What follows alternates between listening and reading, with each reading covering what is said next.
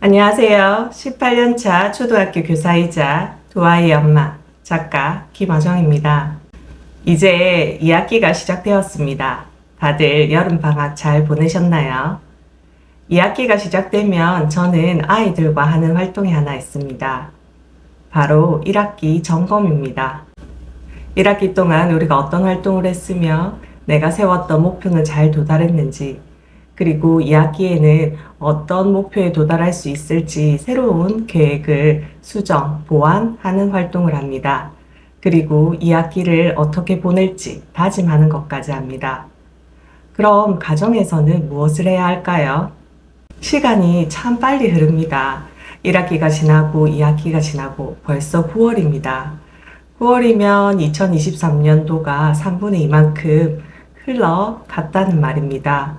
그럼 우리가 1학기 동안 그리고 여름방학 동안 우리 아이들이 해놓은 계획들 그리고 실행한 것들에 대해서 한번 점검을 해봐야 할 시기입니다. 시간은 유수와 같습니다.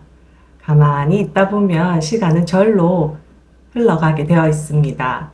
저도 저희 집 아이들과 항상 점검을 하는데 가장 필요한 것이 무엇인지, 그리고 어떤 효과가 있었는지, 그 다음 불필요하다면 과감 없이 잘라내고, 그 다음 왜 불필요했는지 한번 생각을 해보는 것입니다.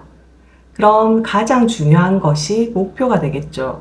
그 목표 아래 아이들이 해 나가고 있는 것들이 아이에게 정말 필요한 것인지, 효과가 있는 것인지, 꼭 해야 하는 것인지를 우리 부모님들께서 한 번 더 점검해 보셔야 합니다.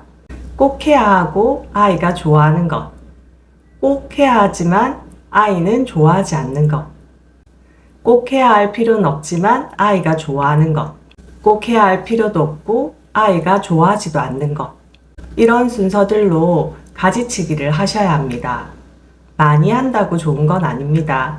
너무 많이 하다 보면 정작 중요한 것을 놓칠 수가 있습니다.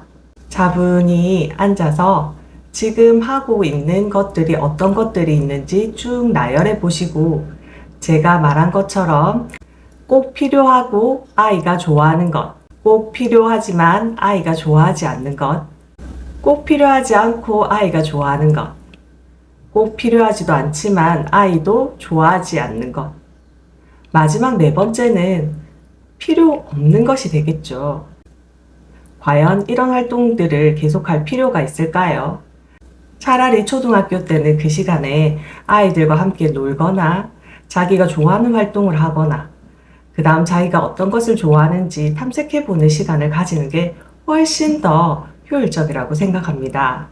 주말에 아이와 앉아서 먼저 우리가 어떤 활동을 하고 있는지 리스트를 적어 보시고, 아까 제가 말하는 항목에 맞추어서 이것을 계속 해나갈 것인지 아니면 과감 없이 가지치기를 할 것인지를 먼저 생각하신 다음, 해나가는 것은 왜 해나가야 되고 그 방법이 효과적이었는지, 효과적이지 못했다면 어떤 다른 방법을 사용할 것인지, 그리고 가지치기에서 없애야 하는 활동들은 왜 불필요했는지, 그리고 왜 그것들이 남아 있었는지를 한번 생각해 보셔야 합니다. 처음 세웠던 계획이 그대로 이루어지는 경우는 거의 없습니다. 인생은 무계획이라 하듯이 계획을 세웠는데 그걸 정확하게 이루어내는 것도 쉽지 않고, 그리고 인생이 그렇게 흘러가지도 않습니다. 그래서 그때그때 점검하고 그때그때 수정할 필요가 있습니다. 그리고 그 목표에 맞게 나아갈 수 있도록 수정하고 다시 노력하면 누구든지 그 목표에 가까이 갈 수 있다고 생각합니다. 이제 뿌려놓은 씨앗들이 열매를 맺고 그 열매를 수확하는 시기가 왔습니다. 한 달 한 달 커가는 아이들을 보면서, 방학이 지나와서 훌쩍 커진 아이들을 보면서 매일 성장하고 있는 우리 아이들이 너무나 기특하고 대견했습니다. 그럼 우리 오늘은 부모님도 함께 아이처럼 성장해보면 어떨까요? 함께 성장하는 그 길이 행복입니다.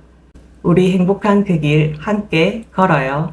구독, 좋아요, 알람 설정 부탁드립니다.